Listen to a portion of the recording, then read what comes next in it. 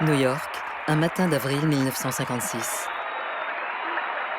Des milliers de fans se pressent sur les pontons pour saluer le départ de Grace Kelly, la star de Hollywood, l'une des plus belles femmes du monde. Elle a décidé d'arrêter le cinéma et de quitter l'Amérique. Presque une émeute.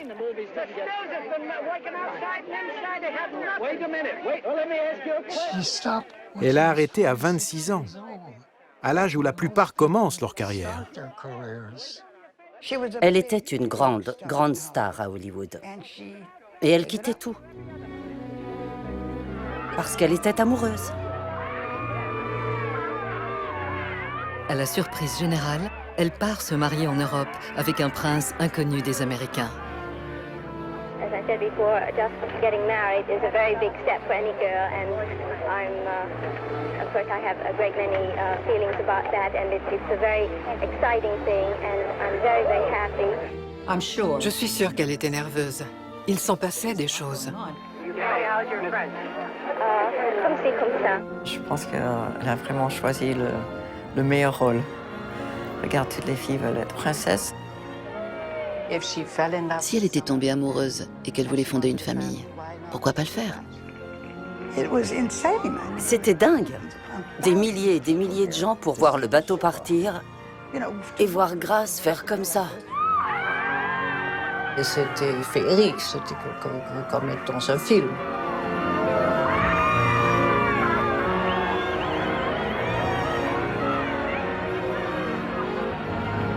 Sur la passerelle, entourée de ses parents, l'actrice est grisée. Elle a toujours aimé les surprises, l'aventure.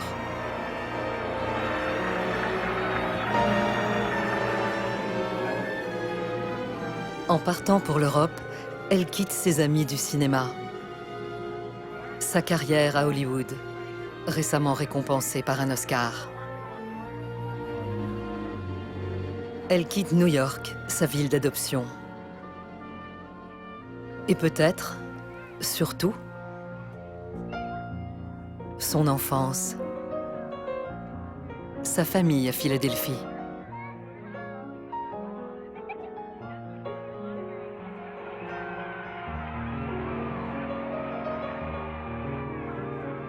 Ce mariage, personne ne l'a vu venir.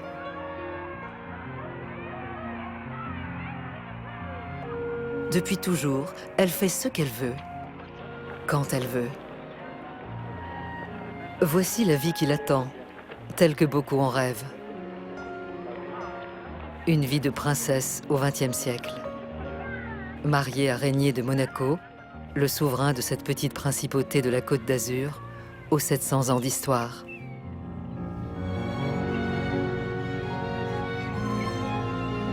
C'est ici qu'elle va réinventer sa vie.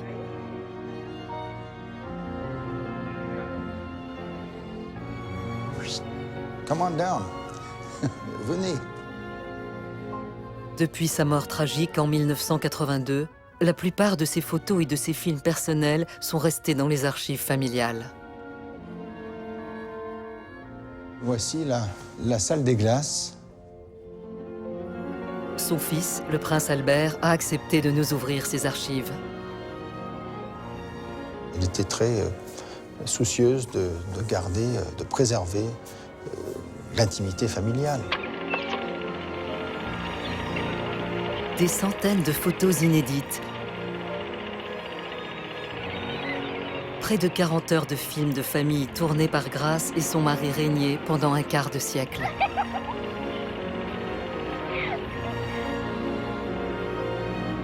De petits films qui, au-delà de l'anecdote, nous révèlent une autre Grace. Voilà. Corvée de patates. C'était il y a exactement 50 ans. Ce sont des souvenirs merveilleux. Albert, bring that little football over here. Jusqu'à la fin, l'actrice a utilisé sa propre caméra amateur pour raconter son quotidien. Loin, si loin de son image officielle. On savait qu'il y aurait ou notre père ou notre mère qui allait sortir sa caméra. Et c'est son amour pour le cinéma qui ressurgit à ces moments-là. Un regard de l'intérieur sur une femme complexe, à la recherche de son bonheur, et dont la trajectoire continue d'interroger.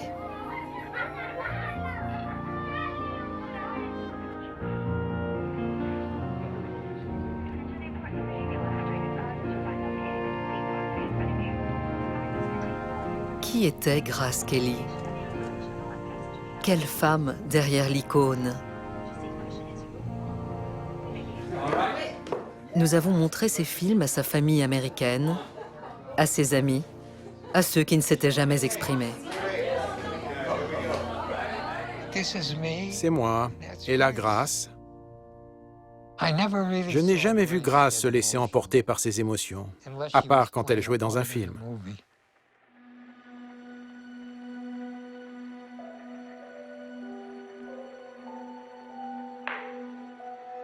Avec ses proches, et eux seuls, nous avons voulu comprendre le sens de ce regard, de ce sourire énigmatique.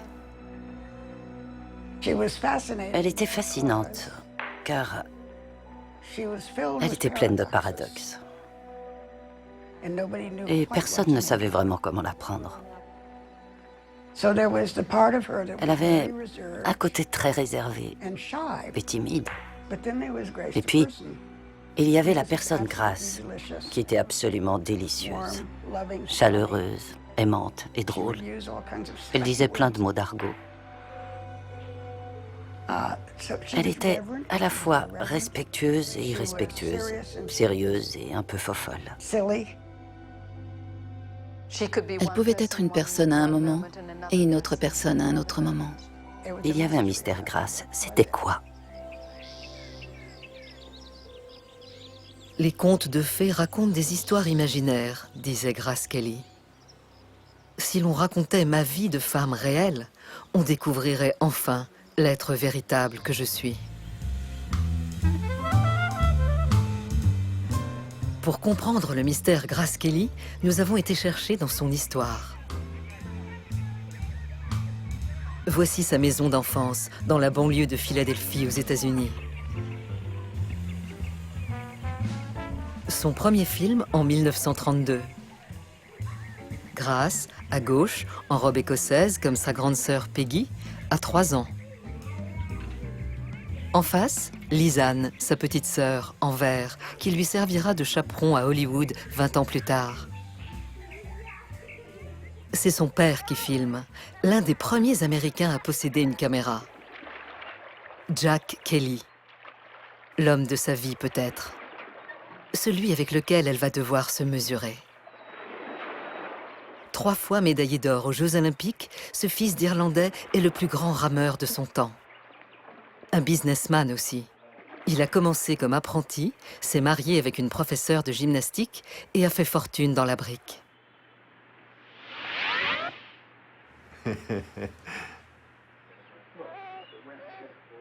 Un champion, comme tous les Kelly. Et comme le sont toujours ses descendants, notamment ses petits-enfants. Dans les années 60 et 70, ils ont très bien connu celle qu'ils appelaient « Tante Grace ». Je crois que c'est en nous. On a l'esprit de compétition. Oui, il faut y aller, se retrousser les manches et foncer. Et si ça vous fait peur, alors vous êtes qui? Le père de Grace avait eu tant de succès. Il était le meilleur rameur du monde. On pensait que chacun dans la famille était capable du meilleur. Notamment Kel, le fils de Jack, lui aussi futur champion international d'aviron. Ceux de la famille qui ne l'étaient pas, c'était la surprise. Ou sa grande sœur Peggy, sportive elle aussi, sa préférée. Il n'hésitait pas à montrer qu'elle était sa fille favorite. Peut-être parce qu'elle était l'aînée.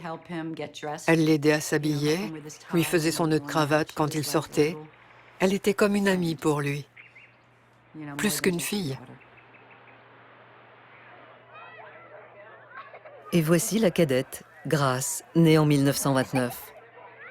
Souvent un peu à part. C'était pas une Kelly typique.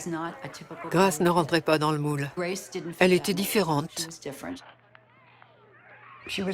Elle avait l'habitude de ne pas être la star de la famille. C'était une enfant un peu hors cadre.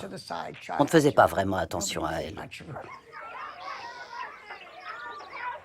Une petite fille se fondant dans la masse, qui n'aime pas le sport et se sent singulière.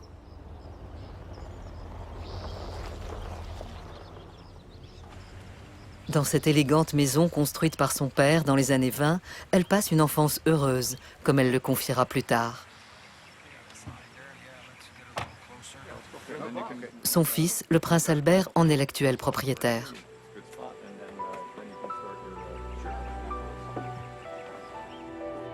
Une sorte de temple à l'esprit Kelly, où trône Margaret, la mère de Grace. Son premier modèle.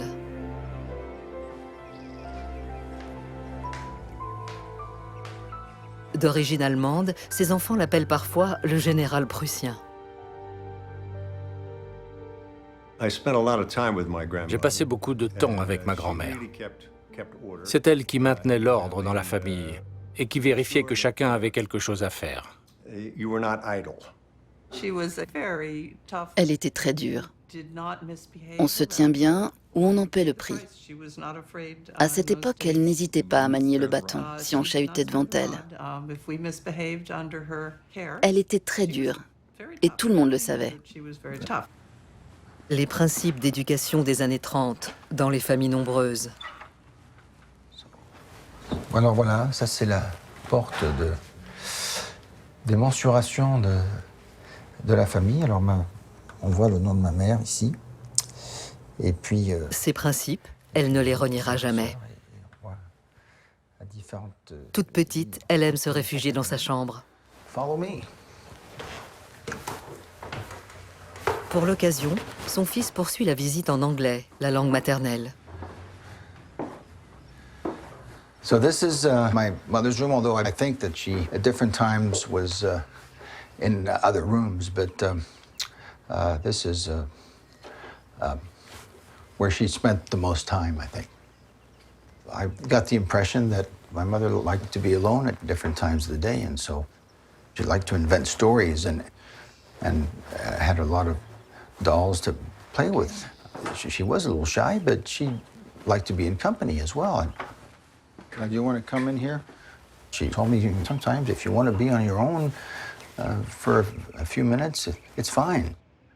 Elle faisait des petits drames, elle inventait des scénarios, elle faisait tous les rôles avec des voix différentes, avec ses poupées et ses animaux en peluche.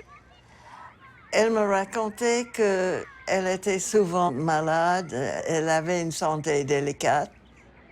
Il y a cette fameuse histoire. Ma mère, Lisanne, l'avait enfermée dans un placard en se disant « je vais la laisser là un moment ».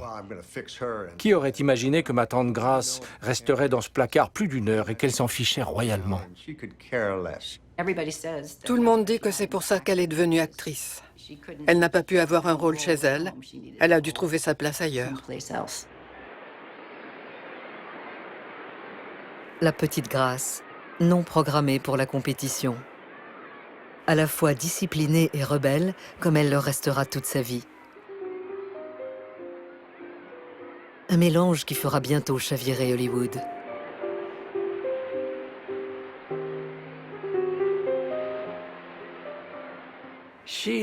Elle avait très confiance dans ses goûts.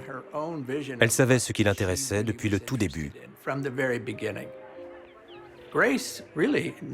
Grace n'a jamais fléchi. Elle voulait appartenir au monde de l'art, elle adorait le ballet depuis toujours. Elle adorait le théâtre.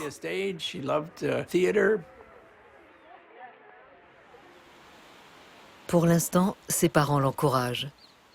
Le théâtre, un divertissement qui donne confiance en soi. À 12 ans, elle joue dans cette salle de quartier pour remplacer Peggy, la chouchoute, qui est malade. Et elle découvre que le théâtre est beaucoup plus qu'un jeu.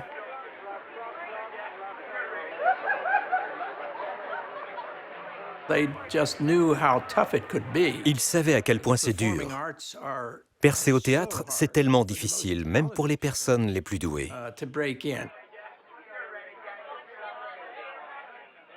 Je n'ai que d'excellents souvenirs avec mon père, dira Grace Kelly. Pourtant, à l'approche de ses 18 ans, elle lui annonce qu'elle veut devenir actrice, qu'elle quitte le clan et part vivre à New York pour y suivre des cours de théâtre.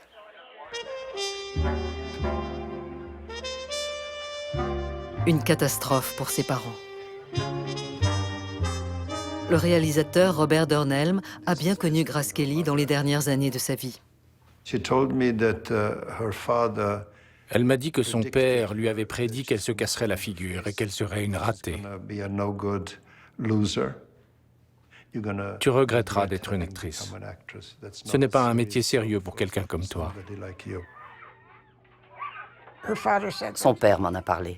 Il pensait, en gros, que c'était un choix de loser. Mais elle était rebelle. Elle leur a dit « Non, vous ne pouvez pas me dire ça ». Mais elle l'a dit sans hurler, sans crier, sans faire la révolution. Mais plutôt en disant « Non, je vais faire ce que je veux. Désolé ». Elle a insisté.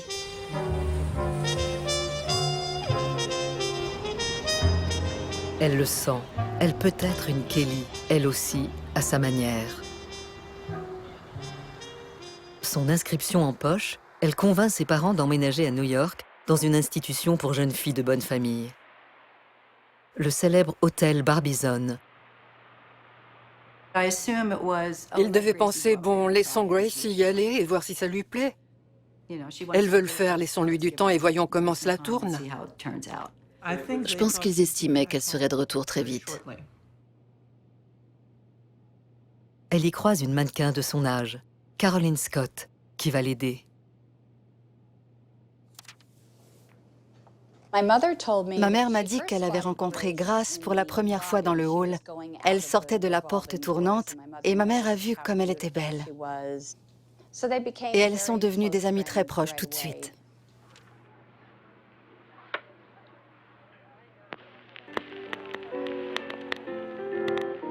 Au Barbizon, où la présence des garçons est sévèrement réglementée, elle découvre le New York d'après-guerre, où tout semble possible.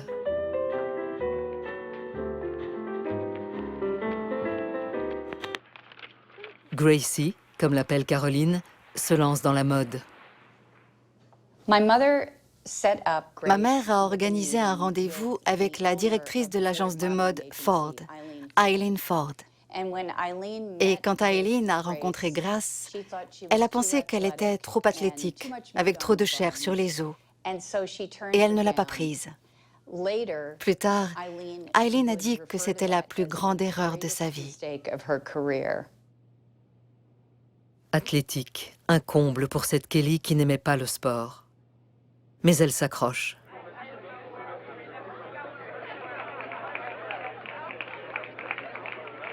Voici la future princesse de Monaco dans un concours de chapeaux.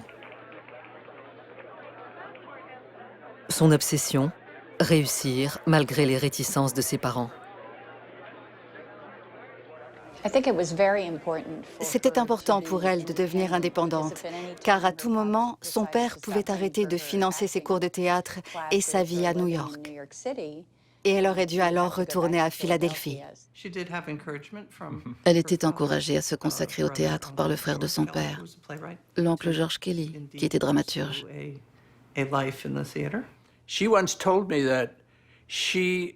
Elle m'a dit un jour qu'elle avait passé 250 auditions avant d'avoir son premier vrai boulot. Ça, c'est de la détermination. Elle accepte tout. Des pubs pour les insecticides, pour le dentifrice, pour les cigarettes, l'électroménager.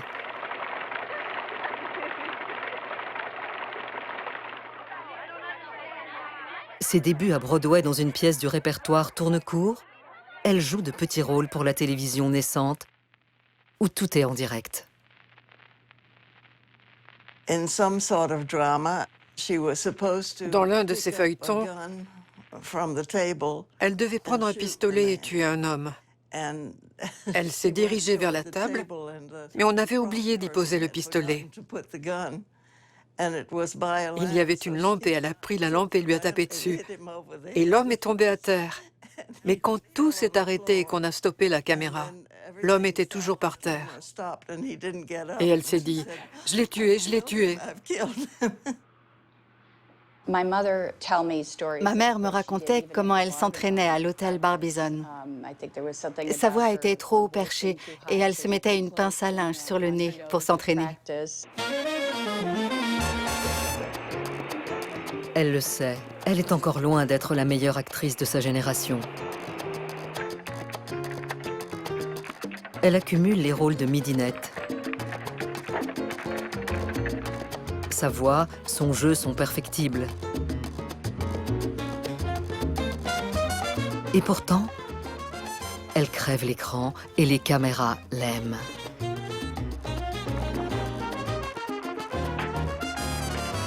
Quatre ans après son arrivée à New York, Grace Kelly n'a pas percé, pas encore. Mais ça vient. Elle possédait une sorte de gaucherie que je ne peux pas expliquer. Elle avait beaucoup de grâce. Mais il y a aussi quelque chose d'enfantin et de désarticulé chez elle. Quand elle était à l'aise, confortable, elle ressemblait à un petit daim pas sûr de tenir sur ses pattes. C'était adorable. Tellement craquant. Et tout d'un coup, le décollage. L'été 1951, un télégramme arrive. C'est Hollywood qui la réclame pour jouer avec Gary Cooper, l'un des plus grands acteurs de l'époque.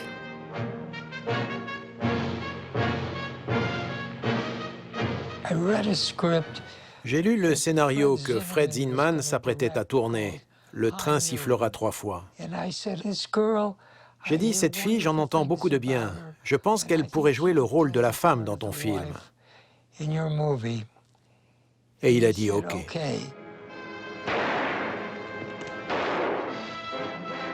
Son premier grand rôle. Une épreuve. I mean it. If you won't go with me now, I'll be on that train when it leaves here. À la fin, elle a dit, quand je regarde Gary Cooper, je vois le monde entier dans ses yeux. Et quand je me regarde moi, il n'y a personne. Elle avait tout le temps peur de décevoir son père. Elle voulait prouver qu'elle pouvait être aussi bonne que lui. C'était une énorme pression pour se donner à fond.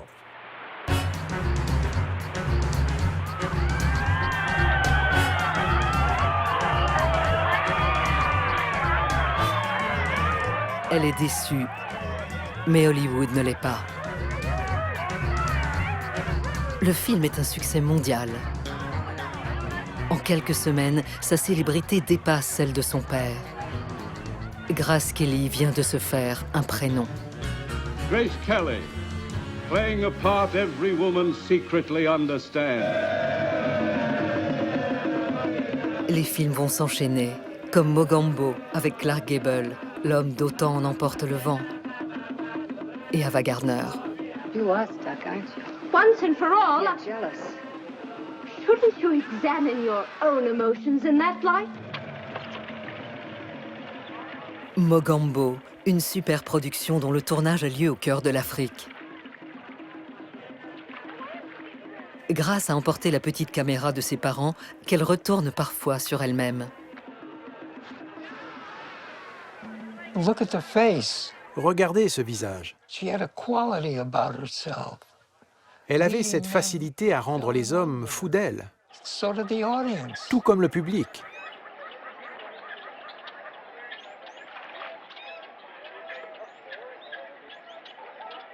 Encore novice, elle filme ce monde du cinéma qu'elle pense ne jamais quitter et dont elle fera le récit plus tard à ses enfants. Je me rappelle avoir visionné plusieurs fois quelques-uns de ses films. On la voyait sur l'écran et puis on se retournait, puis elle était là à côté de vous. C'était étrange comme sensation. Oui, je me rappelle, je lui avais demandé comment ils avaient filmé la scène avec les gorilles, comment était l'ambiance sur le plateau. On sentait que c'était une période de sa vie qu'elle avait adorée et que c'était C'était une aventure formidable. Mais l'aventure, la vraie, commence avec cet homme, Alfred Hitchcock. L'un des plus grands cinéastes de son temps. C'est son Pygmalion. Disons qu'il l'a aidé à éclore, enfin, il en a fait une star.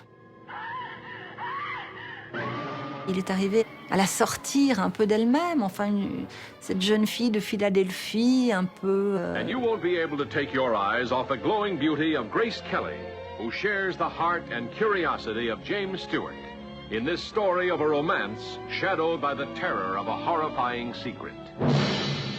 Il l'a révélée à elle-même. Il va très très loin avec elle. Le feu sous la glace, dira Hitchcock.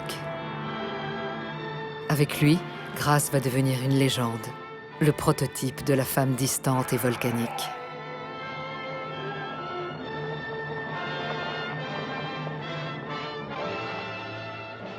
A very strong grip, the kind a burglar needs.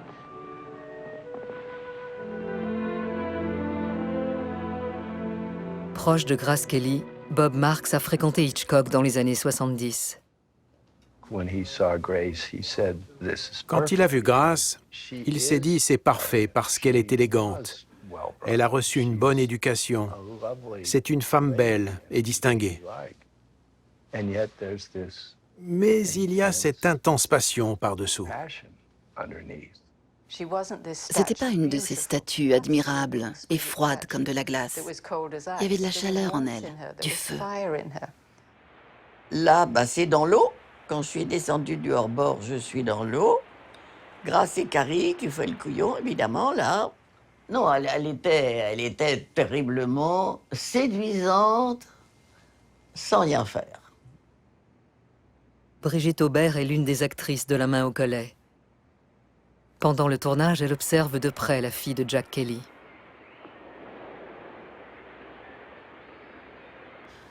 Elle ne pensait qu'à son travail. Dans la journée, elle avait sa miss. Eh bien, elles étaient tout le temps en train de travailler. Les repas, par exemple, moi, je les passais avec Carrie, on riait. Et elle était à une table plus loin avec sa miss, et elle parlait du texte, et... On voyait pas, hein. Pourtant, à la fin de la journée, l'actrice change de rôle.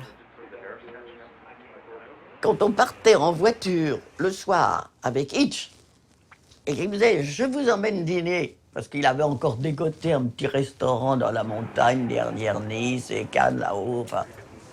Hitch adorait blaguer, et d'un seul coup, on voyait notre Grace qui était toujours comme ça, éclater de rire et pleurer dans la voiture, de rire. Vous vous imaginez, vous, Grace en train de pleurer de rire?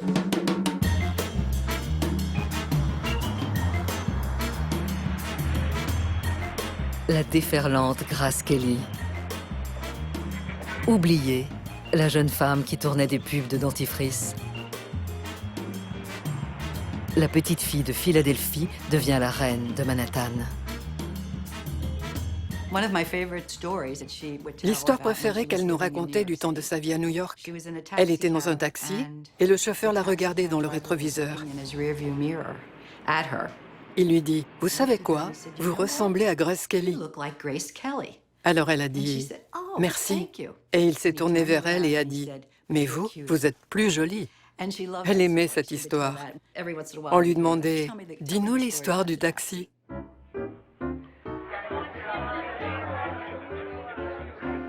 Grace, l'anti-Marilyn.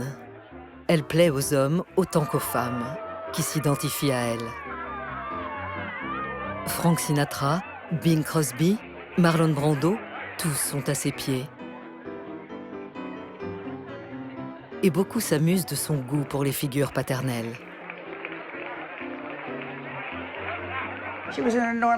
Elle était vraiment très romantique. Et on avait toutes vu trop de films. Et donc, elle est beaucoup tombée amoureuse. Elle voulait être proche de quelqu'un. Elle est tombée amoureuse de l'acteur Remy Land qui jouait avec elle. Il lui avait dit qu'il était divorcé. En fait, je pense qu'il n'était même pas séparé. On a fini par s'apercevoir qu'il n'était pas divorcé. Il était marié et sa femme voulait tuer Grace. Cela a été très décevant pour elle, car elle l'avait cru sur parole. Elle est aussi sensible au charme de ces Européens, si différents et dont elle se sent proche. Comme l'acteur Jean-Pierre Aumont. Il a séduit Miss Frigidaire, comme il l'appelle, en la faisant rire. Et le couple s'affiche en liberté dans le sud de la France. Qu'est-ce qu'ils sont aimés, ces deux-là, là. Elle était vraiment amoureuse, et lui aussi. Hein. Amoureux, sérieusement. Vous savez, on se regarde, ça y est, on s'est compris, on sait tout. On n'a pas les manières, non, non, le contraire. Bien sûr, je pense au mariage, dit-elle à cette époque. Mais ma carrière est encore ce qu'il y a de plus important pour moi. Si je l'interrompais maintenant, je risquerais de passer le reste de mon existence à me demander si j'aurais pu devenir une grande actrice.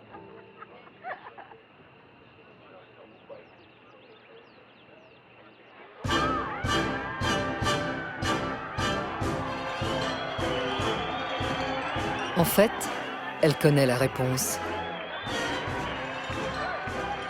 Quelques semaines plus tôt, à Hollywood, la profession a décidé de lui accorder la récompense suprême.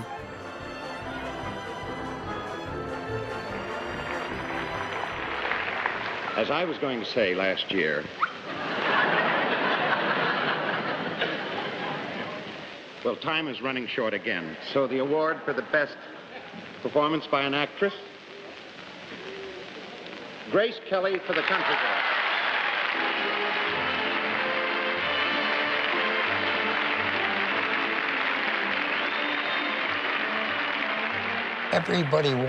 Tout le monde la voulait.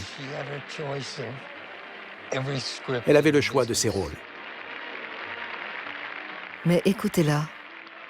Curieusement, elle ne parvient pas à s'exprimer devant ses pairs.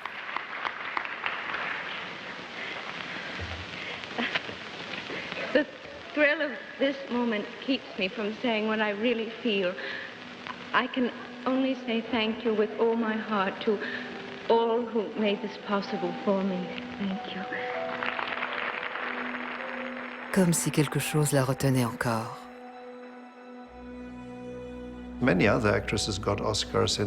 Beaucoup d'actrices ont remporté des Oscars et leur carrière a plongé.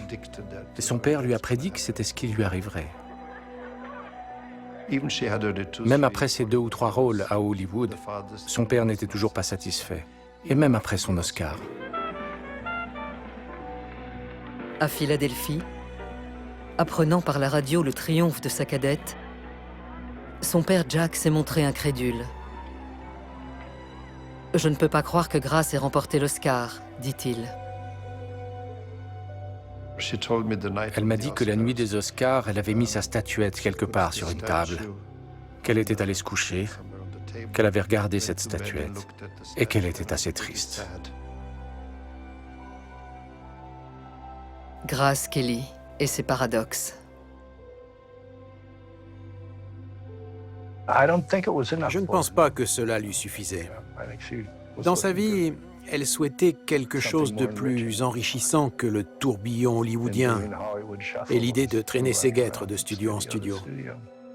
Grace pensait qu'elle avait accompli tout ce qu'elle pouvait accomplir comme actrice. Elle avait eu un Oscar. Qu'est-ce qu'elle pouvait faire de mieux?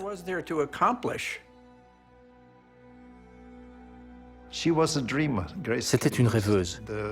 Grace Kelly était la rêveuse typique. Elle avait toujours ce genre de rêve romantique qui, une fois atteint, cesse d'être romantique.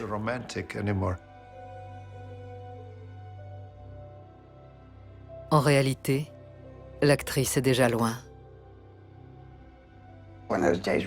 À cette époque, beaucoup de gens se mariaient à 18 ou 19 ou 20 ans.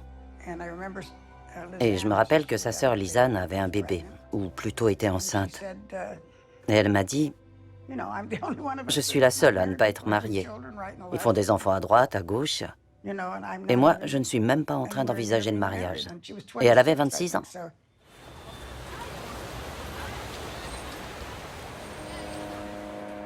Six mois plus tard, fin 1955, son plus grand coup de gouvernail. Grace Kelly décide de tout changer. Elle a commencé à nous appeler en nous fixant des rendez-vous pour le lendemain. C'était très bizarre. Est-ce que tu peux être ici à 9h, à 11h30, à 3h? Elle est arrivée et elle m'a dit « Je vais me marier ». Je lui ai dit « Félicitations ». Et elle m'a répondu « Avec ce que je vais te dire, tu n'auras peut-être pas envie de me féliciter ». Elle me l'a dit. Et je ne peux pas vous dire à la télévision le mot que je lui ai répondu. Je vais me marier au prince de Monaco. Et je pense que ma carrière est terminée. J'ai dit non. Pour moi, c'était inimaginable.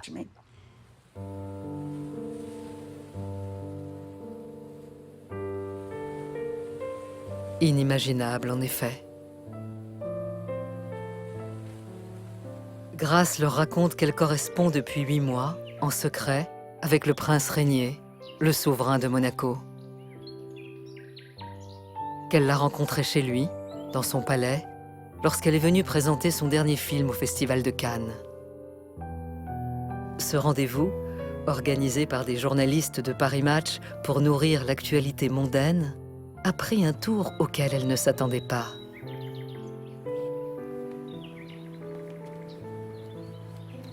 L'une de ces rencontres auxquelles personne ne pense et qui font l'histoire.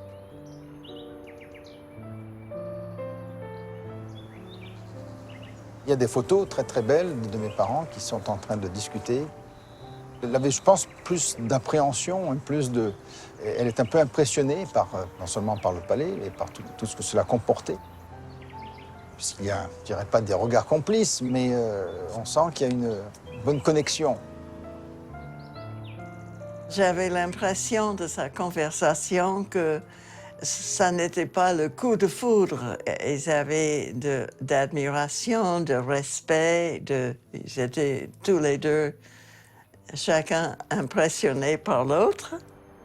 J'étais même pas une pensée à ce moment-là. Vous croyez? Ben, je pense pas. Et je pense qu'elle a vu sa sincérité et son caractère franc et ouvert. Et je pense que c'est cela aussi qui l'a séduite. Son originalité aussi, sans doute. En apparence, son parcours est classique. Ce célibataire de 6 ans, son aîné, qui parle couramment anglais, a passé sa jeunesse dans des pensionnats à l'étranger avant d'étudier les sciences politiques en France. Il s'est battu contre les nazis en 1944, quand elle était encore adolescente, et a été décoré pour faits de guerre.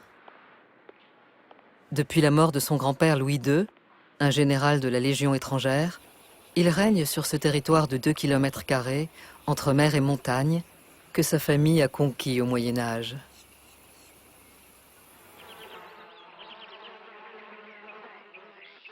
Elle sait qu'il vit non loin de là, dans une villa du bord de mer.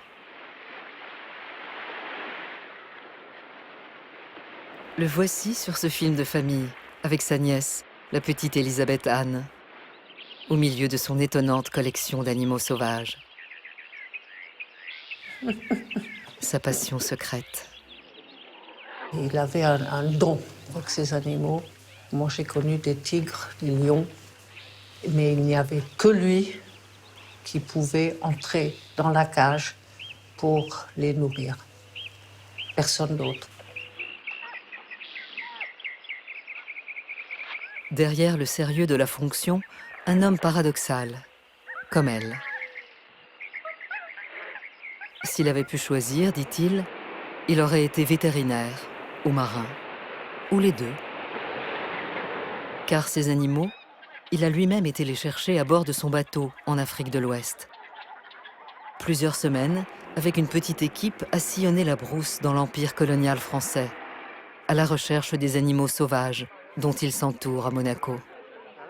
Un jour, ça lui a pris comme une envie de champignons. Il est parti. Et il a ramené à Monaco un éléphant, des lions, des trucs comme ça. À l'époque, c'était quand même vraiment l'aventure. C'était très gonflé, oui, oui. Ah, il est allé, il avait peur de rien, hein, ça.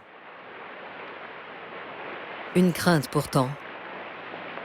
L'avenir de cette principauté, dont il vient de prendre les rênes, et qui, selon les traités, serait rattachée à la France si la dynastie s'éteignait. Pendant plusieurs années, il a vécu avec cette femme, l'actrice Gisèle Pascal. Selon la rumeur, elle n'aurait pas pu lui donner d'héritier.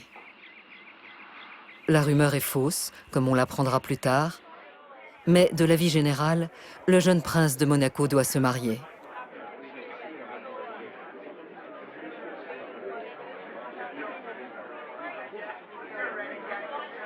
Grace Kelly repartit en Amérique, il prend les devants.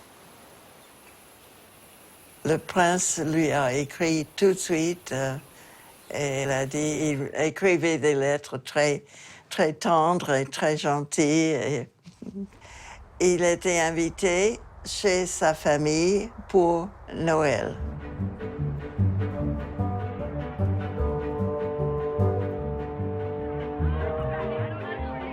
Noël à Philadelphie. La deuxième fois qu'ils se voient. À peine arrivé dans la maison de ses parents, il lui propose le mariage.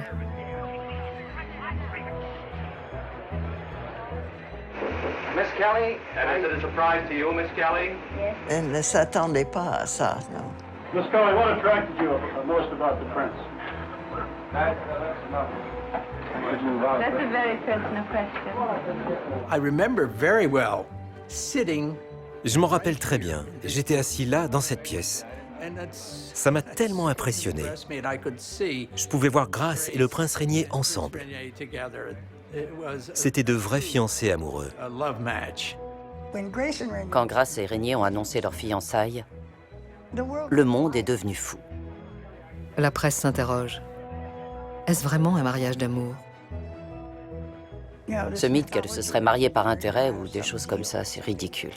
Elle était follement amoureuse de lui. Et lui d'elle. Elle était décidée à se réaliser dans la vie de famille. Bien sûr, le fait d'être prince rendait Régnier plus séduisant. Mais il n'y avait pas le moindre intérêt financier là-dedans, ni besoin de célébrité. La célébrité, c'était déjà fait. Elle avait connu beaucoup d'hommes séduisants. D'abord, ils n'étaient pas vraiment à la hauteur, mais surtout, ils n'auraient été que des Monsieur Grace Kelly. Grace ne voulait pas de ça. Ni ses parents, qui cette fois approuvent son choix. Well, she told me several days ago that she thought the prince was very charming.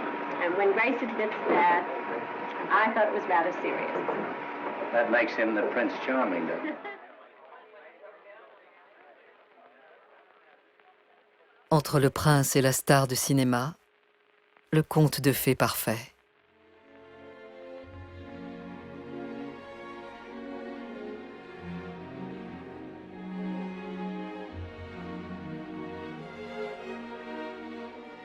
Première photo. Premier album.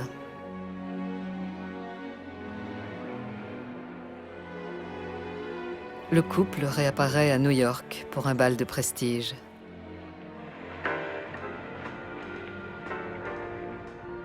C'est bon d'être la princesse. C'est un autre boulot. Une nouvelle page de vie.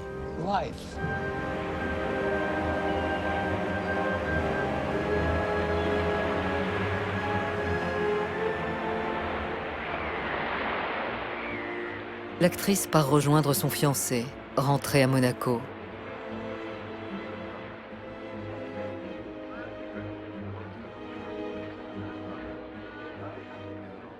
Grace Kelly, plus belle que jamais.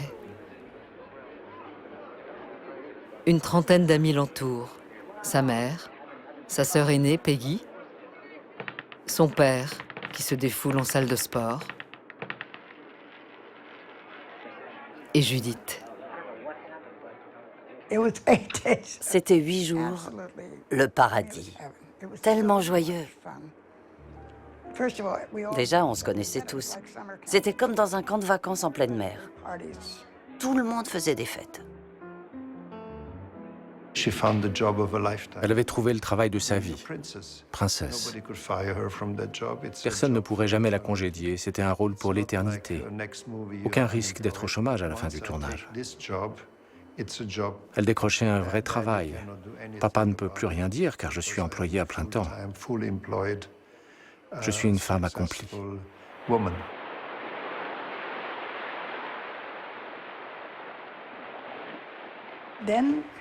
Après, voilà ce qui s'est passé.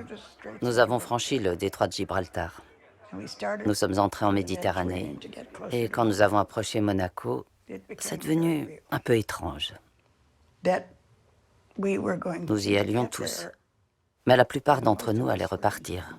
Et elle, non. L'émotion continuait, mais par-dessous pointait une sorte d'anxiété.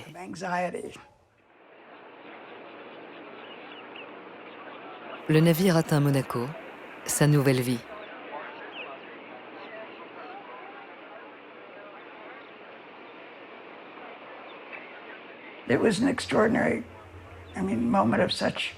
C'était pour elle un moment extraordinaire, de vrai espoir, mais aussi d'une grande tristesse à l'idée qu'on ne vivrait plus proches les uns des autres.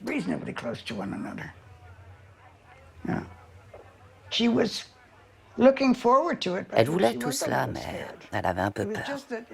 Elle commençait à se rendre compte à quel point sa vie allait changer. Joie et tristesse en même temps, un paradoxe de plus.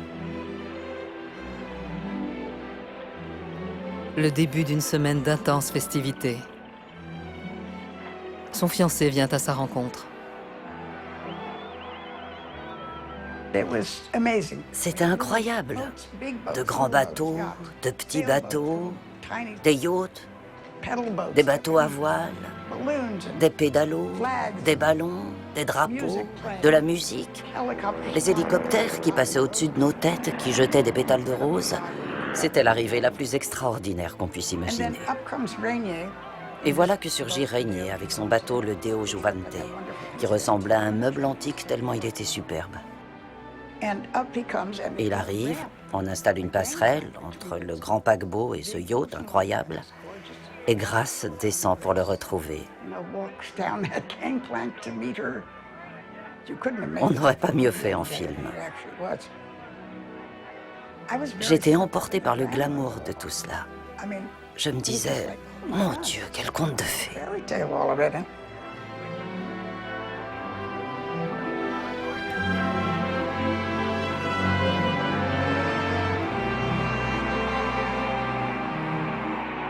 C'est le mariage du siècle, selon la presse.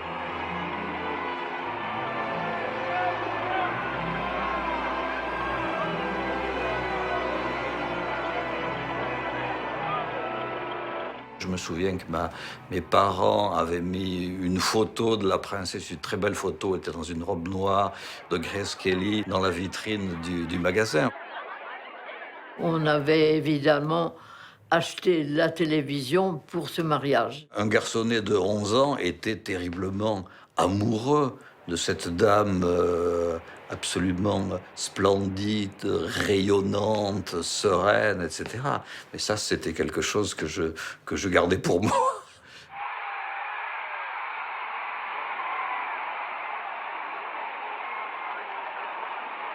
Ce que l'actrice ne sait pas, c'est que certains habitants, parmi les plus âgés, lui sont hostiles.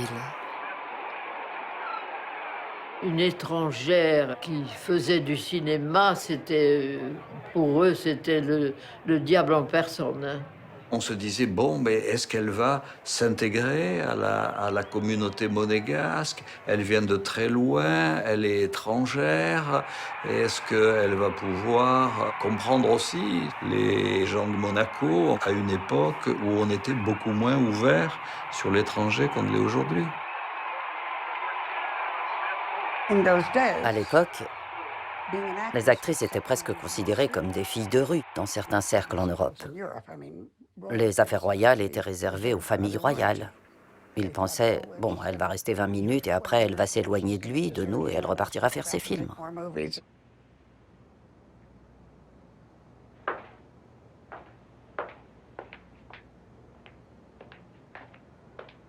Retour au palais. Pour de bon.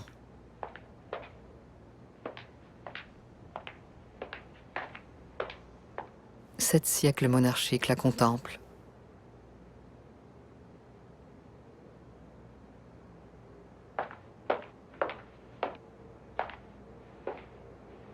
Elle a perdu 5 kilos. Elle se sait observée par sa nouvelle famille. On l'a connue là. Elle avait une prestance, elle avait une présence. On ne pouvait pas être autre chose qu'ébloui sous le charme tout de suite. C'était notre nouvelle tante, alors c'est pas... Elle avait du cran. C'était une actrice. Et cela l'aidait. Elle devait jouer un rôle, entrer dans le personnage jusqu'à le devenir elle-même. Je crois que cela a été tout de suite son meilleur rôle. Dans l'enceinte du palais, Grace est présentée par les Grimaldi à la population monégasque. Certains sortent leurs caméras.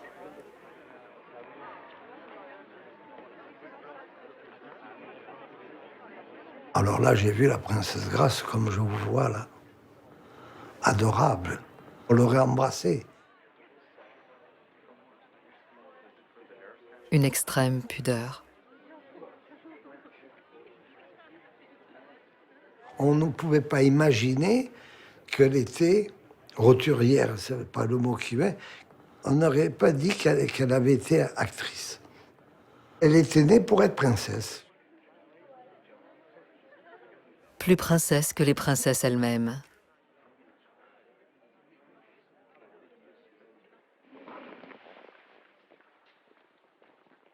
Malgré le choc des cultures, un coup de foudre collectif. Pendant les festivités, elle laisse son amie Judith s'étonner de certaines traditions monégasques. Je me souviens que le jour le plus étrange de ces festivités a été le mariage civil. Lors de la cérémonie, il est apparu clair, c'était précisé, qu'elle se mariait avec un homme qui était souverain de droit divin. Et que si leur mariage s'avérait un échec, ce serait lui qui garderait les enfants.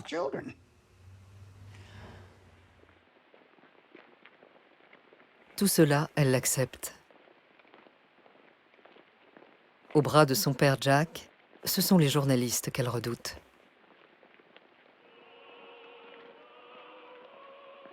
Je me souviens de la cathédrale très remplie, avec beaucoup de caméramans qui se cachaient derrière les piliers. L'un des moments les plus intimes de sa vie. 30 millions de téléspectateurs la suivent en direct. Pour moi, c'était quelqu'un qui était réel, qui était profonde. C'était réel, c'était pas du cinéma.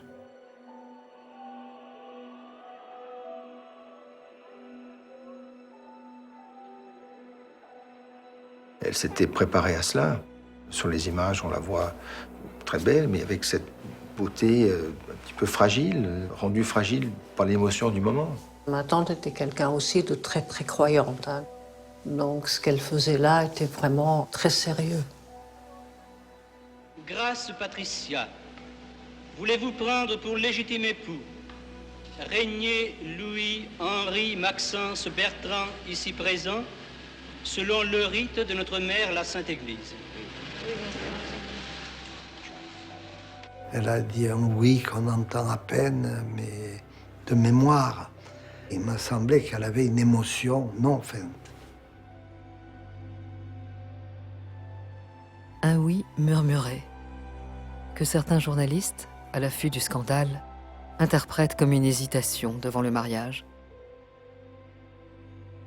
Et quand son mari échoue à passer l'anneau autour de son doigt, ils vont jusqu'à y voir un acte manqué.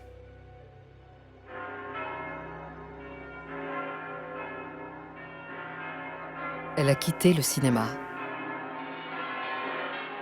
Mais le cinéma ne la quitte pas.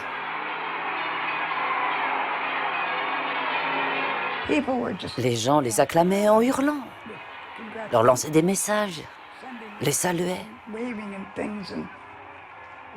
Il y avait quelqu'un du palais dans chacune de nos voitures. Et cette personne disait « Il faut faire signe aux gens avec la main ». Mais enfin, pour moi, américaine, assise dans une voiture qui traversait un pays en devant faire ça, comme ça, à la foule, c'était... Pardon? Elle disait que peut-être les pires moments de tout son mariage étaient le mariage En lui-même, oui. lui-même. Oui. Elle se sentait bousculée par les journalistes, surtout les paparazzi, les gens qui se mettaient par terre devant la voiture pour l'arrêter, pour pouvoir faire des photos. L'après-midi, je ne dis pas qu'elle se marrait, mais elle était beaucoup plus relaxée. Merci au monégasque, vous savez, quand elle était applaudie, elle saluait la foule, en disant, quand elle était au haut du balcon, je vois encore son geste. Mes parents disaient que c'est une journée, bien sûr, merveilleuse et belle, mais extrêmement fatigante, et qu'ils auraient préféré avoir une cérémonie plus intime, avec peu de personnes, quelque part dans une petite chapelle à la campagne. J'aurais beaucoup aimé ça aussi, en passant. Avec Charlène, nous aurions beaucoup préféré cela aussi pour notre mariage.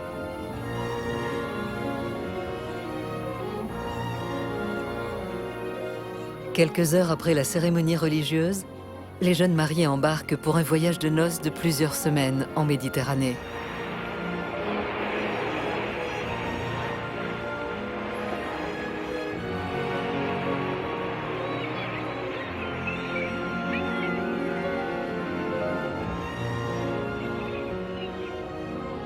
Elle était très, très contente.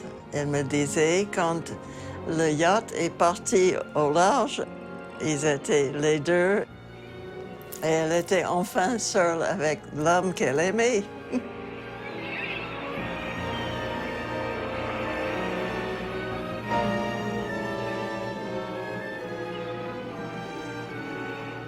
Tout ce qu'ils nous ont dit, enfin ma soeur et moi-même, c'est qu'ils étaient tellement fatigués qu'ils sont tout de suite allés se coucher. Donc, après, on n'a pas osé demander plus.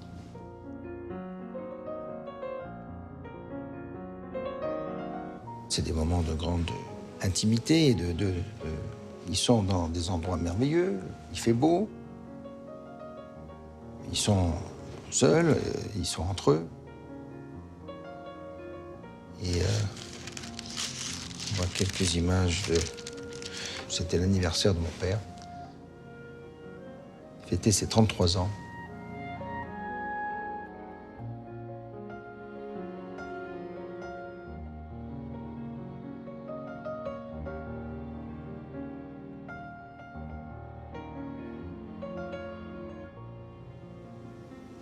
On peut se permettre certaines libertés, quand même. Surtout en voyage de noces.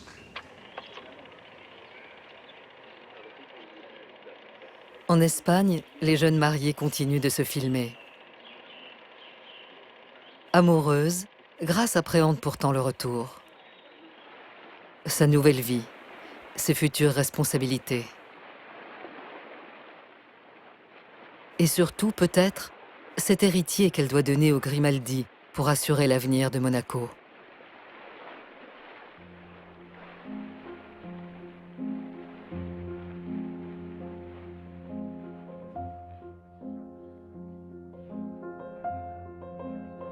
9 mois plus tard, c'est chose faite quand elle accouche de sa fille Caroline. Et 1 an après, de son fils Albert. Le jour où on a un bébé, on n'est ni princesse, ni reine, ni... on est une maman, c'est tout. Et on est fiers aussi.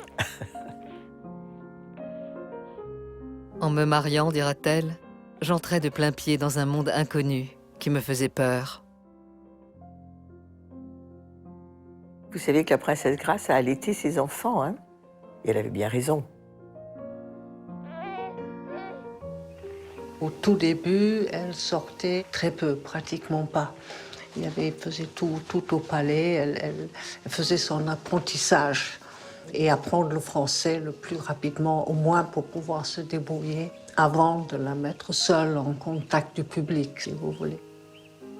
Puis mon oncle, lui, il travaillait toute la journée, donc ça a dû être difficile, oui. Grace aimait New York. Elle se considérait comme une New-Yorkaise. Et donc, passer de l'agitation de New York à Monaco, dont on ne cesse de répéter que c'est la taille de Central Park, je ne critique rien, mais c'est quand même une vie beaucoup plus étroite.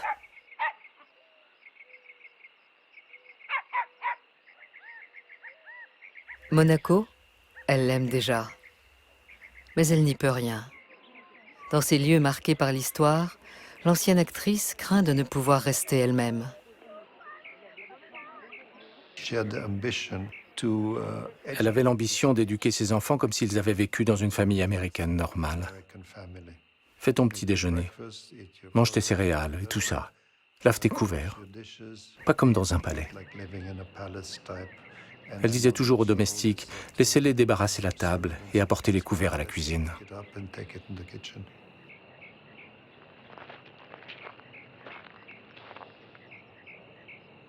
Son mari, qui gère l'État et se considère comme un chef d'entreprise, l'encourage. Il lui a proposé de moderniser le palais, de le redessiner à son image et de construire une piscine californienne où elle pourra inviter ses amis.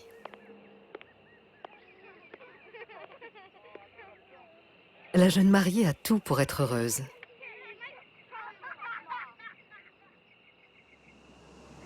C'était une orangerie avant. Et donc, bien sûr, mes parents ont pensé qu'avec l'arrivée de ma sœur et de moi-même, on avait besoin, l'été, d'avoir un endroit où on puisse se baigner tranquillement. Il y avait Gregory Peck, il y avait Kirk Douglas, David Niven. Il y a eu aussi Frank Sinatra, Cary Grant, les amis de ma mère qui venaient nous retrouver l'été.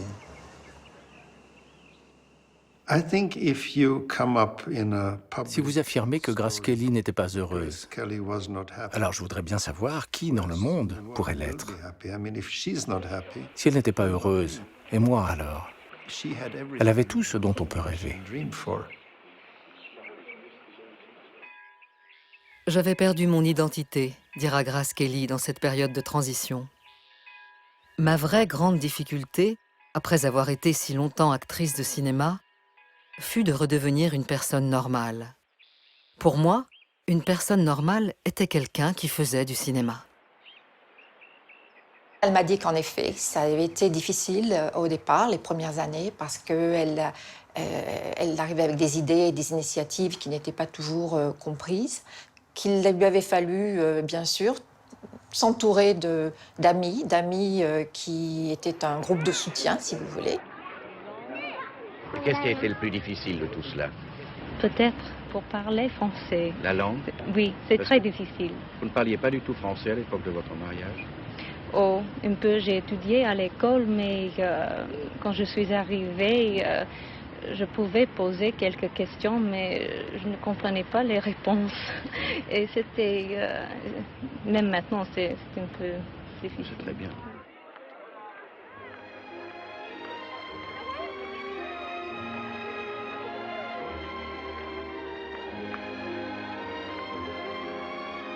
Sa hantise, être considérée comme une figurante.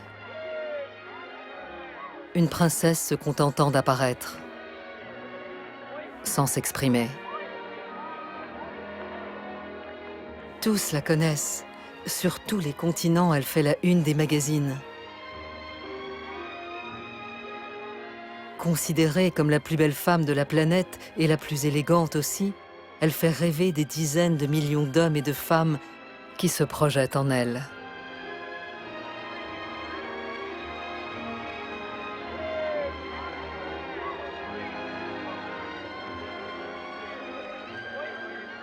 Jamais elle n'a été aussi filmée, mais on s'attarde sur sa coiffure, la couleur de ses robes. Je me sens épiée, jugée, discutée, dit-elle. En tant qu'épouse de prince régnant, elle participe aux voyages officiels. À Paris, elle impressionne le général de Gaulle.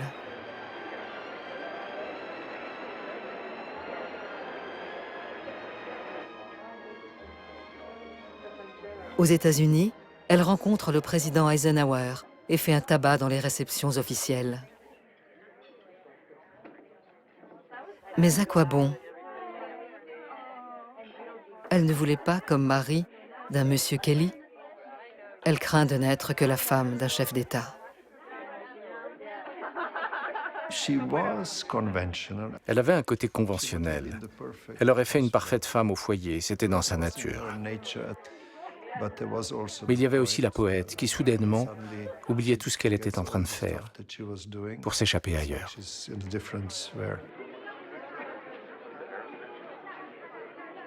En réalité, elle n'a rien perdu de son ambition.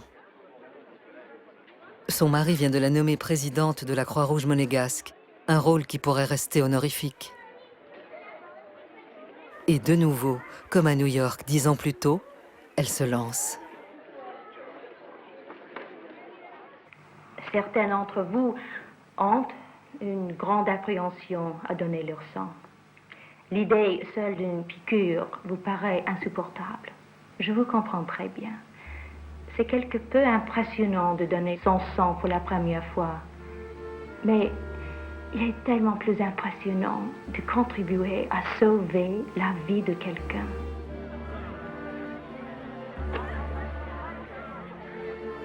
Dans son sillage, les plus grandes stars mondiales reviennent à Monaco. Comme Frank Sinatra, qui se fait filmer au palais, donne un gala pour la Croix-Rouge et lance lui aussi un appel au public.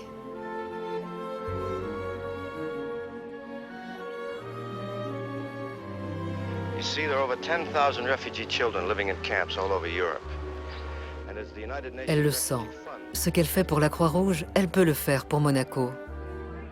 Avec son mari, le prince bâtisseur, comme on l'appelle. Une combinaison gagnante pour transformer le rocher, qui a perdu de son aura depuis les années 30. Monaco sortait d'un marasme total, je ne peux pas vous cacher ça. Et on n'avait pas toute cette richesse que vous voyez maintenant. Régnier avait beaucoup d'ambition pour Monaco. Grace aussi était ambitieuse et elle voulait l'aider. Ah, c'était un coup de tonnerre, vous savez ça.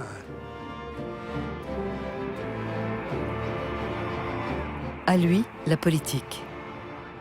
À elle, l'attractivité de Monaco. De 18 à 26 ans, elle avait construit cette carrière extraordinaire.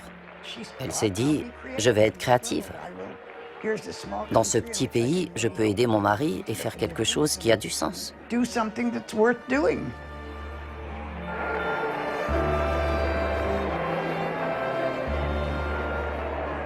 Le coup de projecteur dont la principauté avait besoin. Grace va remettre Monaco sur la carte du monde. C'est mon ministre de la Culture, des Loisirs, de la Santé, de la Jeunesse, dira Régnier. Sadir Kom aussi. Welcome to Monaco. Une nouvelle fois, personne ne l'a vu venir. 7 ans après son départ d'Hollywood, elle n'hésite pas à se mettre en scène, comme princesse, dans un film promotionnel à destination des Américains et sponsorisé par eux. Elle a sans doute tenu un rôle plus ambitieux encore qu'à Hollywood. Elle a inventé la princesse moderne, si on y pense.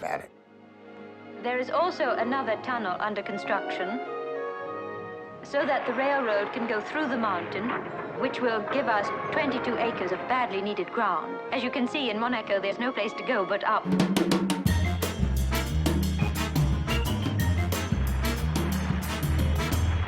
Et Monaco change de visage, avec ses terrains gagnés sur la mer et ses gratte-ciel construits à la place des villas du 19e siècle. Pas ou peu d'impôts à l'époque, un climat de rêve, un couple célèbre, la recette gagnante. My office is just there. You can see the windows from here. Le boom économique, lancé par Régnier, doit beaucoup à sa femme. Voici mon bureau de travail, qui était le bureau de ma mère. Je me souviens très bien être venu jouer par terre sur la moquette. Je devais avoir 5 ou 6 ans. Son bureau était de l'autre côté, ici. Et voilà, mon père m'a dit « Est-ce que tu veux reprendre le bureau de maman ?» Alors j'ai dit oui. Bien sûr, je l'ai retransformé, masculinisé un petit peu. Mais c'est un très beau bureau avec une belle vue, vous voyez, sur le port et sur Monte Carlo et sur Roquebrune et l'Italie un peu plus loin, voilà. Ici, jusqu'à sa mort en 1982, l'ancienne star de Hollywood reconvertie en princesse moderne a ouvert sa porte à des centaines de visiteurs pour régler leurs problèmes. C'était une personne tellement lumineuse, c'était le bonheur quand elle était en face de moi. Voilà. Elle avait une intuition extraordinaire. Elle savait assez vite à qui elle avait affaire. Elle comprenait les gens qui venaient la voir, de la même manière qu'avant, à Hollywood. Elle comprenait les rôles qu'elle devait jouer. Quand elle était quelque part, elle était présente avec les gens. Alors on sentait qu'elle était vraiment là. Elle était là. Et c'est comme son fils, hein. Albert, il est pareil, c'est incroyable. Je veux dire, Albert, il rentre dans une pièce et il oublie personne. Il va aller jusqu'au gars qui nettoie derrière les toilettes, il va dire bonjour. Ça n'était pas la princesse, si vous voulez, comme dans les contes de fées, assise sur un trône avec une couronne et qui attendait qu'on vienne lui rendre hommage. Absolument pas. La princesse allait vers les gens, elle allait vers tout le monde. Je ne l'oublierai jamais. J'étais au palais et il y a eu un terrible accident sur la moyenne corniche. Le père d'une famille nombreuse a été tué. Immédiatement, Grace a tout laissé tomber et s'est rendue à la maison de sa veuve, l'a réconfortée et a ramené au palais peut-être 5 ou 6 enfants en bas âge pour aider la veuve. Mais elle était absolument terrifiée que les gens la prennent. Elle avait peur d'être vue comme une grande dame pour laquelle la charité serait une sorte de vantardise. Alors, la principauté ne veut pas vivre de son passé. Elle est à un tournant de son évolution. On peut concilier le charme du passé avec les exigences de la vie moderne.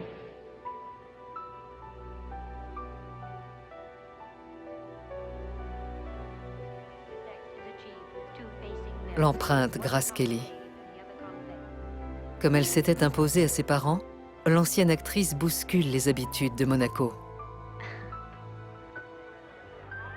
Elle est responsable d'avoir fait la première crèche pour les parents qui travaillaient. Elle avait un van pour les bébés où ils les cherchaient dans leur maison. Mais au début, les mamans ne voulaient pas donner. Et un jour, elle a dit, bon, je me mets dans le van, je vais avec. Et elles ne vont pas me refuser. Alors, elle a pris les bébés dans ses bras, elle-même, elle les a mis dans les petits hamacs. Il y avait, par exemple, le magazine Playboy, qui je ne sais pas s'il existe encore, et il y avait toujours un ministre, ou un acteur, ou quelqu'un, ou un musicien qui était interviewé, et elle avait accepté l'interview, ce qui lui avait valu une tonne de lettres, et critiqué par certains, lui disant comment avez-vous osé, et par d'autres disant vous avez eu le courage de le faire, c'est très bien, votre interview était très belle, et c'est bien que vous l'ayez fait.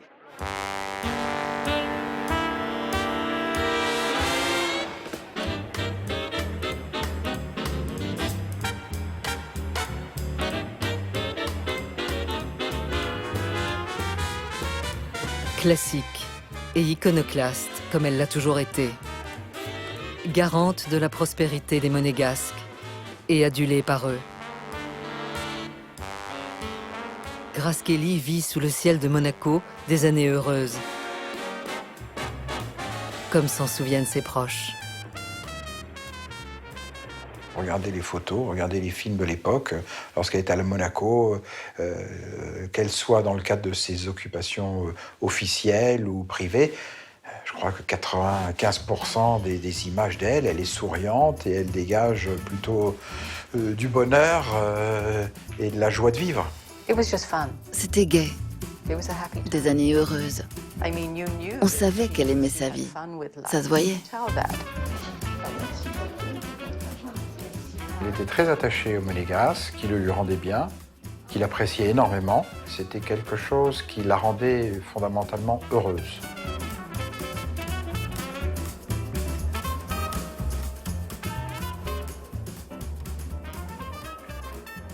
À Monaco, quelques années après son mariage, Grace Kelly a trouvé sa place et franchi un nouveau cap dans sa vie.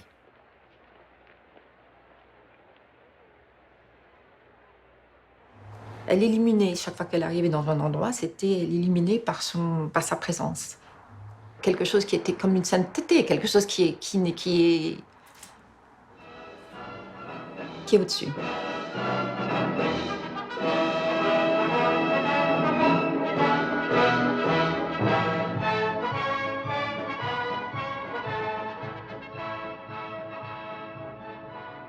Plus que toutes celles qui l'ont précédée dans ce rôle, elle incarne la réussite de Monaco.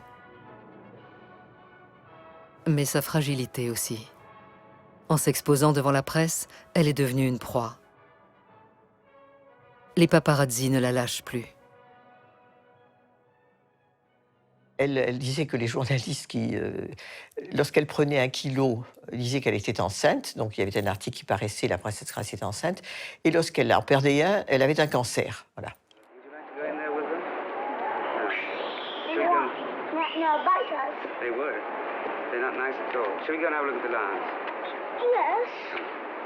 Va-t-elle trop loin avec son mari dans la promotion du Rocher? Constamment mis sur le devant de la scène, dira leur fille Caroline, nous étions pris dans un engrenage. Ma mère pensait naïvement que si nous posions pour les photographes, ils nous laisseraient tranquilles.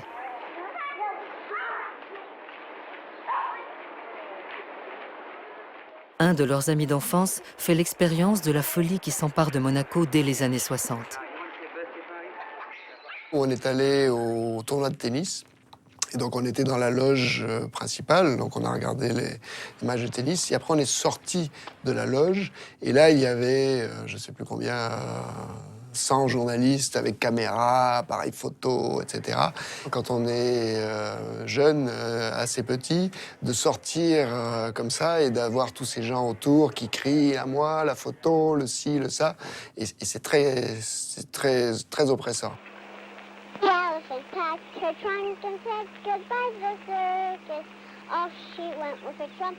La jeune Stéphanie, née en 1965, est traquée par les photographes. Pendant 1 an, elle doit se cacher dans le coffre de la voiture pour aller au cours de danse. Malheureusement, avec certaines presses, chaque instant de la vie est médiatisé et critiqué et amplifié et sali à des fins commerciales. C'est lucratif, c'est un peu malsain de faire de l'argent sur le malheur des gens. Ça les rassure quand il nous arrive, entre guillemets, des malheurs ou des choses désagréables, qu'on commet des erreurs. Dans une espèce de malveillance, les yeux des gens braqués sur vous et ne vous donnant aucun droit à l'erreur. On ressent ça comme une injustice. Pour les photographes, c'est devenu un jeu.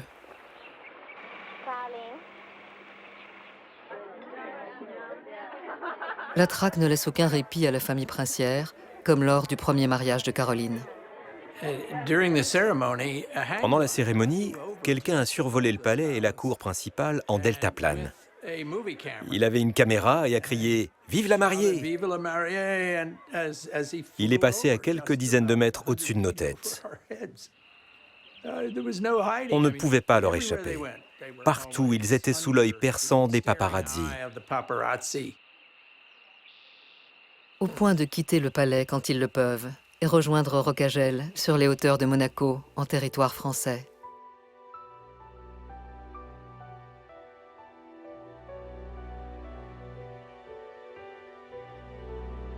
Les Grimaldi viennent d'acheter une ferme provençale qu'ils restaurent et plusieurs dizaines d'hectares de garrigues face à la mer.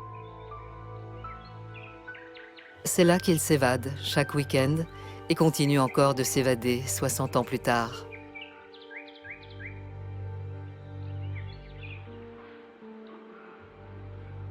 C'est difficile pour nous d'entrer et de sortir discrètement du palais.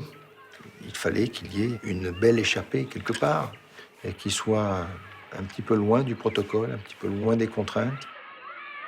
Pour les enfants, c'est le paradis sur Terre. On n'avait pas le sentiment d'aller chez le prince héréditaire, mais on allait chez notre ami. À l'époque, c'était un peu ma deuxième famille, puisque je participais à tous ces événements. On a joué pendant des heures et des heures aux cow-boys et aux Indiens. Aucun photographe n'y accédera jamais. À Rocagel, c'est Grace qui filme, avec sa caméra. Pour occuper ses enfants, elle écrit de petits scénarios tirés de l'histoire des États-Unis et les met en scène. On avait une petite différence, c'est que lui aimait bien les sudistes. Moi, je préférais les nordistes. Donc, quelquefois, on se frottait un petit peu là-dessus parce que c'était pas la même vision des choses. Régnier jouait de la batterie. Grace faisait des sandwichs au poulet. Il y avait des moutons ici et là. On mettait de la musique. Il y avait aussi les chevaux. Je me souviens du nom d'un cheval, c'était Trixie, que j'adorais. On faisait du kart sur la petite piste qui allait autour de là où étaient les chevaux, justement. Il y avait tout ce côté ami de la nature déjà à l'époque. Le dimanche, c'est le prince qui faisait le petit déjeuner. Pain perdu, le dimanche matin, pour tous les enfants qui étaient là. Et toujours la princesse Grace dans l'arrière-plan qui nous filmait. Grace était metteur en scène, de régisseur, chef de décor, tout. On filmait dans sa chambre.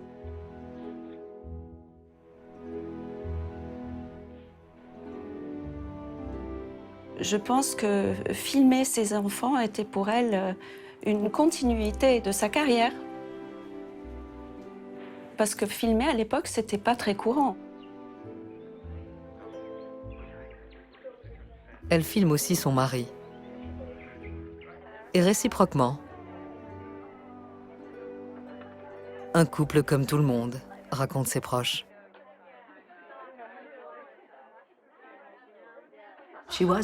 Elle était amoureuse de lui. Elle ne m'a pas dit « Oui, j'aime mon mari ». Elle n'était pas dans ce genre d'effusion, mais elle l'aimait.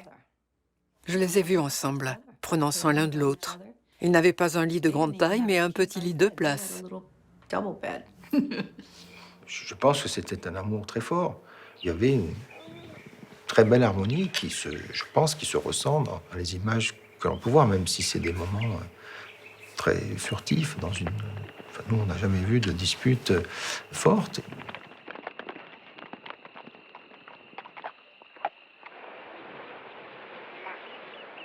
Les films se poursuivent l'été, avec ses enfants, et parfois son mari, sur la côte est des États-Unis, dans la villa de sa mère. Son père Jack est mort en 1960.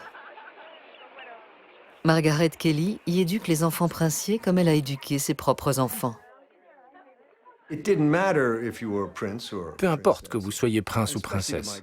Surtout pour ma grand-mère, Margaret Kelly. Elle se fichait pas mal que vous soyez un héritier. Tu finis ton petit-déj, tu finis ton dîner, tu rends service, ou bien tu n'as pas de dessert.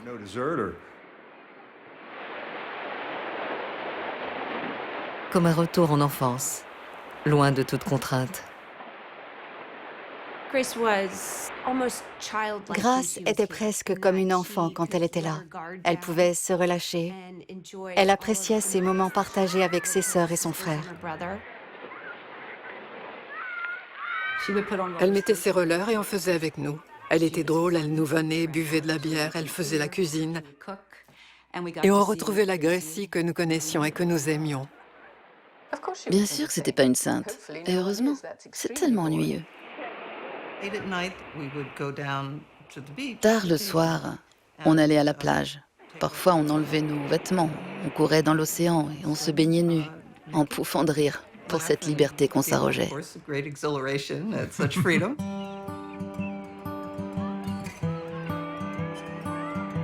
C'était la liberté, et c'était la découverte, et c'était l'aventure.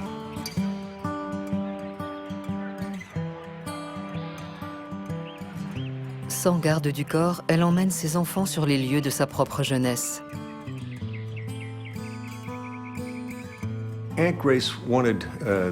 Tante Grace voulait que ses enfants aillent dans des camps de vacances ici aux États-Unis, car ils pouvaient rester anonymes et être des campeurs comme les autres. C'est elle qui nous a initiés à faire des balades dans l'arrière-pays, à faire des balades un peu en moyenne montagne, à apprécier la nature, à savoir reconnaître quelques essences d'arbres et de fleurs. Elle aimait profondément ça.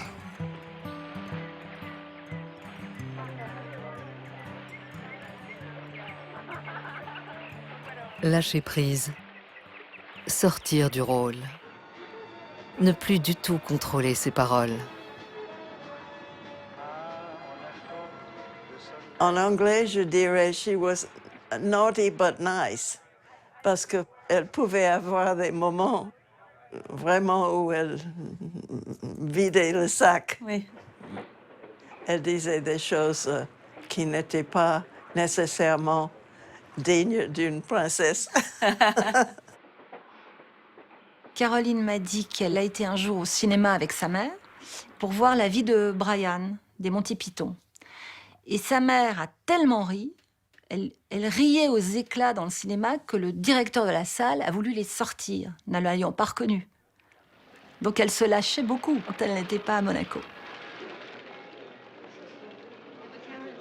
De retour à Monaco, au centre de l'attention générale, elle reprend le rôle qu'elle s'est choisi depuis son mariage.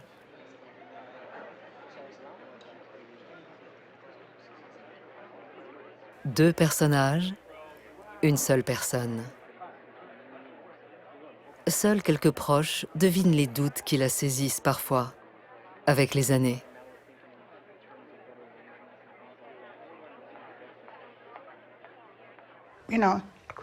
Grace a été heureuse d'être là pendant beaucoup d'années. Elle aimait sa vie là-bas. Mais après, vous savez, les enfants grandissent et une nouvelle vie commence. Je pouvais sentir une sorte de mélancolie chez elle pour quelque chose de perdu. C'était une femme très forte. Elle avait une force incroyable, mais il y avait un côté vulnérable en elle. On ressentait le besoin de la protéger. C'est comme si elle n'avait pas d'armure sur elle ou une fine armure seulement. Pas de protection. Elle était très sensible, elle était assez émotive. Quand on lui mentait ou quand on lui faisait tort, elle prenait les choses très à cœur. Peut-être quelquefois trop, mais quelquefois je suis comme ça aussi. C'est peut-être, elle m'a passé ce trait de caractère-là. Je pense qu'elle a traversé, comme tout le monde, elle a eu ses épreuves. Ça se voyait parfois. Je pense que ses priorités, parfois, n'étaient pas celles qu'elle aurait voulu, en raison de son rôle de princesse. Vraiment, sa vie n'était pas un conte de fées et elle ne voulait pas qu'on le voie comme ça. Dans son mariage, comme dans mon mariage, dans tous les mariages, je suis sûre qu'elle est passée par les moments de fureur et de colère et de toutes les émotions possibles. Quel que soit le moment, quelle que soit l'occasion, quelle que soit la raison, elle pouvait appeler et débarquer à la maison. Et les deux partaient avec leur chapeau de paille, leur petit panier en osier et le sécateur dedans, et passaient des heures dans le jardin. Alors, ce qu'elle se disait, personne ne sait. They of course had Ils avaient évidemment des différends, des disputes, des contretemps comme tous les couples mariés en ont.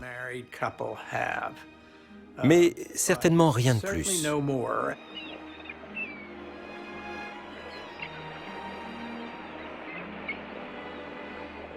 À Monaco, on le sait, l'atmosphère des plateaux de cinéma parfois lui manque.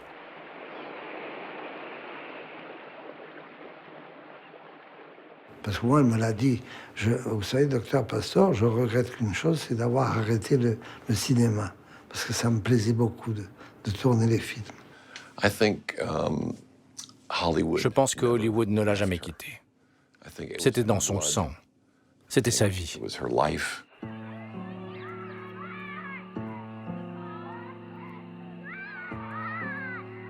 Grace retourne régulièrement à Hollywood voir ses anciens amis.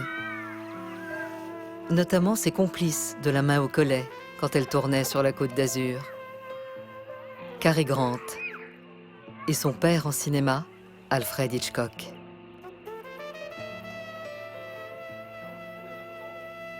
En 1962, Hitchcock lui a proposé de jouer dans son nouveau film « Pas de printemps pour Marnie ». Elle en était ravie, son mari était d'accord, mais l'objection est venue de Monaco.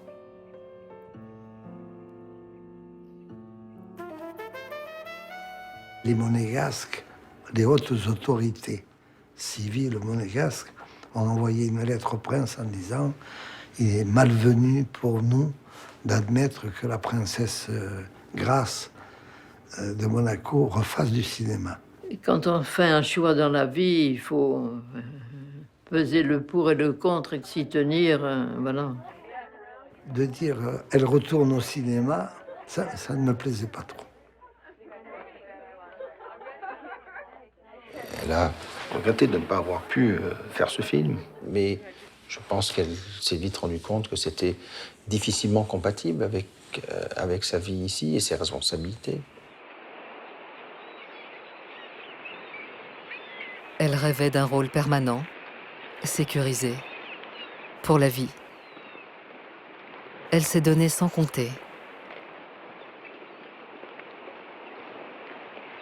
Avec son mari, elle a remis Monaco sur les rails. Mais que faire maintenant? Je ne me souviens pas l'avoir entendu demander à Régnier « Doit-on vraiment faire ça ?» Mais elle jouait un peu un rôle. Vous apprenez à sourire quand il faut. Je l'ai vu faire.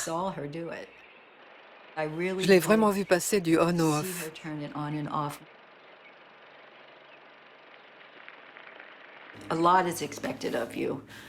On attend beaucoup de vous, et parfois c'est ennuyeux.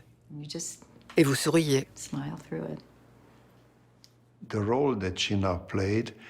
Pour ce rôle qu'elle jouait maintenant, il ne s'agissait pas d'apprendre un texte pour convaincre le public. Il fallait serrer des mains, sourire. C'était un rôle à une seule dimension, princesse. Vous savez, on est actrice parce qu'on veut jouer plusieurs types de rôles. Un jour, vous voulez être assassin ou escroc, le lendemain, un héros. Et là, c'était toujours le même. Elle aimait changer de peau, être quelqu'un d'autre. C'est le propre des acteurs. Et là, elle avait toujours le même rôle.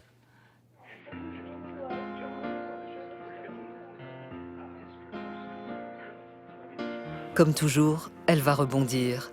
Et le sursaut passe par Paris, où elle s'installe pour suivre les études de sa fille Caroline. Elle y rencontre de jeunes acteurs d'avant-garde qui la font jouer dans des documentaires et réciter des textes de Shakespeare, en Europe et aux États-Unis. Et même jouer de petits rôles, à l'intérieur du palais de Monaco, où elle les convie avec l'accord de son mari. Parmi eux, Robert Dornhelm, jeune réalisateur autrichien, gauchiste et provocateur.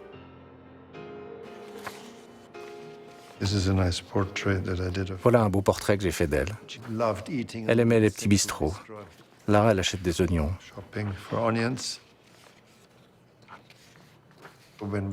Quand on s'est rencontrés la première fois, comment je dois vous appeler? Eh bien, Grace.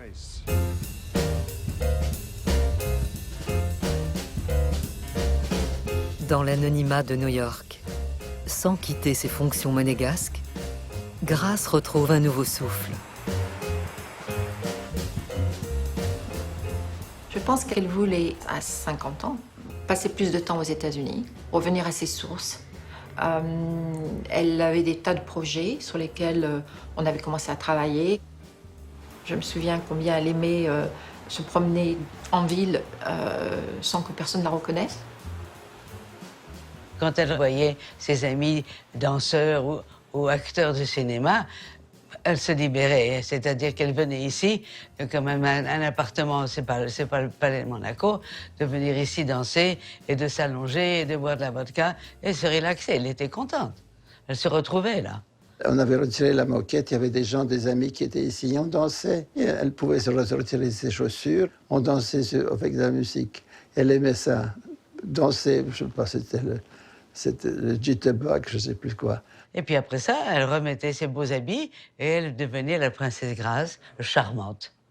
Elle repartait à Monaco où, à ce moment-là, elle jouait un autre personnage.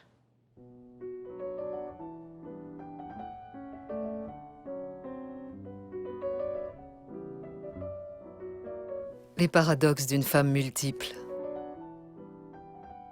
Heureuse dans ses contradictions. Épanouie dans ses vies parallèles.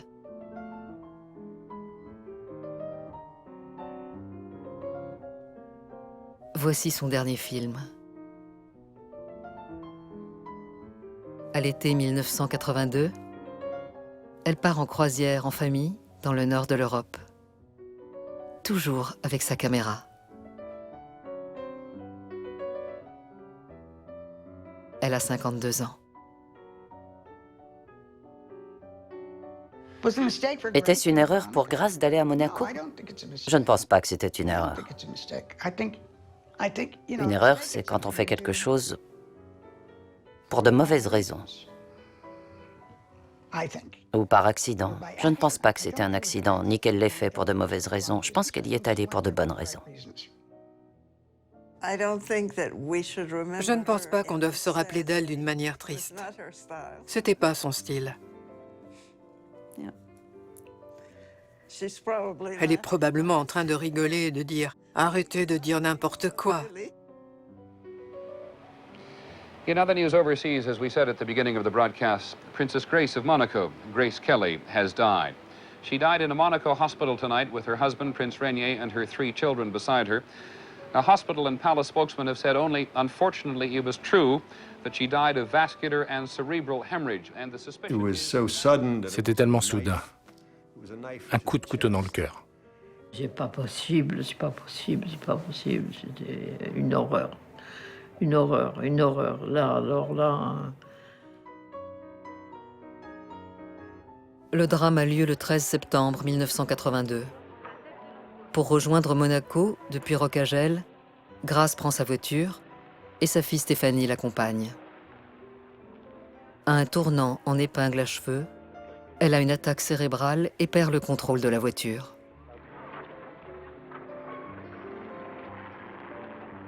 Assise à la place passager, Stéphanie, tente d'intervenir.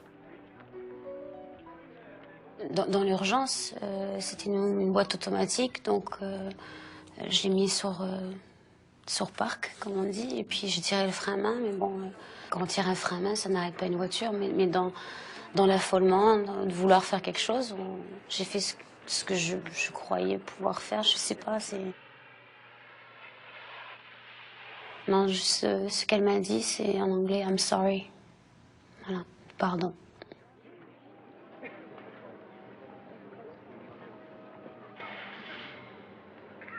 La princesse Grace est inhumée dans la cathédrale où elle s'était mariée 26 ans plus tôt. Sa fille Stéphanie, gravement blessée, doit rester à l'hôpital. Ils étaient complètement assommés, tous les trois, en pleurs. Ils pleuraient devant moi, hein. Moi avec.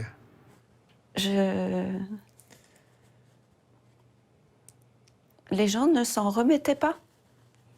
Je crois que c'est parce que c'est quelqu'un qui m'a vraiment marquée en tant que jeune femme.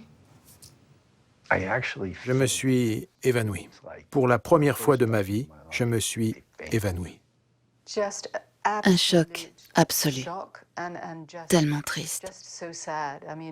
Une vie enlevée beaucoup trop tôt. Quand elle est morte, j'étais dans un brouillard, j'étais dans un nuage. Vous allez me faire pleurer. C'était juste la fin de la vie d'une grande dame, ma tante et une amie. Et je n'allais plus jamais la voir.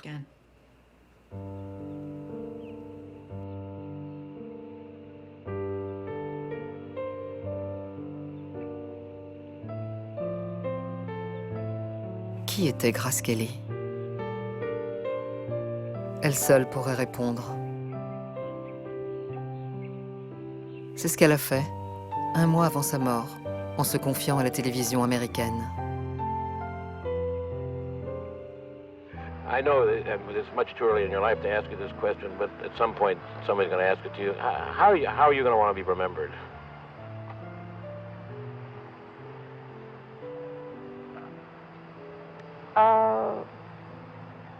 Well, I would like to be remembered as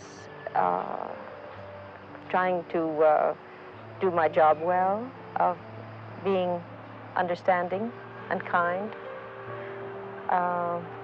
No, I'd like to be remembered as a decent human being and a caring one.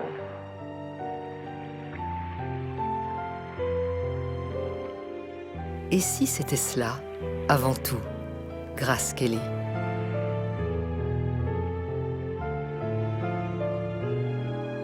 C'était tout à fait le caractère de ma mère. Une femme extraordinaire de par son intelligence de cœur. Moi, souvent, elle me manque.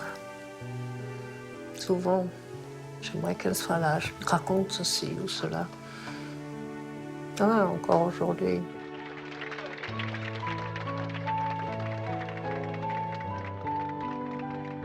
La beauté au naturel. Quelqu'un de rayonnant et à l'écoute des autres. C'est une image que je retiens d'elle. Et c'était quelqu'un de vraiment, pour moi, bien sûr, très gracieuse. Comme son nom le dit. Je ne lui ai connu que des qualités. Vraiment, des qualités, l'entente immédiate, c'était vraiment quelqu'un de, je vous ai dit, lumineux, vraiment quelqu'un de lumineux. Elle était ensoleillée, voilà. Et oui, on a beaucoup perdu, oh là là.